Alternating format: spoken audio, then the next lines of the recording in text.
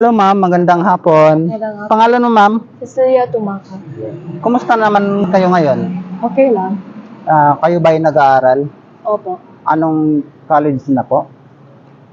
Grade 9 pa lang. Grade 9. So sa grade 9, ano ba siya? Parang ano pa lang? Parang fourth year? Opo. Oh, yun, parang fourth year pa. So, anong pinagkakabisihan mo ngayon? Una po kami nagsimula mag-class. At nandito ako para mag-practice ng isang roleplay. So nag-aantay ka sa mga kaklase mo. Opo. So, ikaw ay grade 9 na. Taga saan ka? Taga Sibulan. Sibulan. Doon lang sa kabila. Opo. So, anong pag mag-college ka na, anong gusto mong kurso?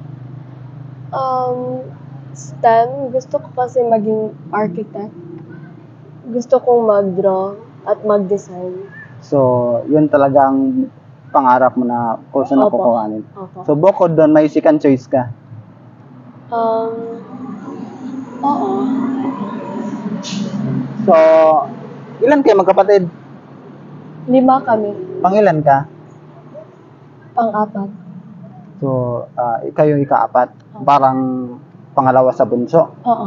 Ayun. So, kumusta naman ang pag-aaral mo ngayon? Okay lang. Baka may gusto kay shoutout yan, mga kaklase mo, kaibigan. Shout out ni Samantha Villafuerte. Hi. Kanina lang ako naghihintay dito. Okay, bilisan nyo. Kanina pa sa nag-aantay, oh. Anong oras na? Mag-2:00 na. Pinagpaantay nyo ng matagal. So, ayun guys, kasi baka sabihin nyo, Bisaya kami, pero kailangan natin mag-Tagalog kasi syempre, ang mga viewers natin hindi naman lahat Bisaya. Kaya mas maganda pang general yung natin salita na. Pwede sa Ilonggo, pwede sa Waray, pwede sa Ilocano, makakaintindi sila, di ba? Yan talaga yan. So, ito lang masasabi ko guys. Kami mga taga-Negros Oriental sa Dumaguete, mga gwapo at guwapa. Kita niyo naman si Madam. Di ba?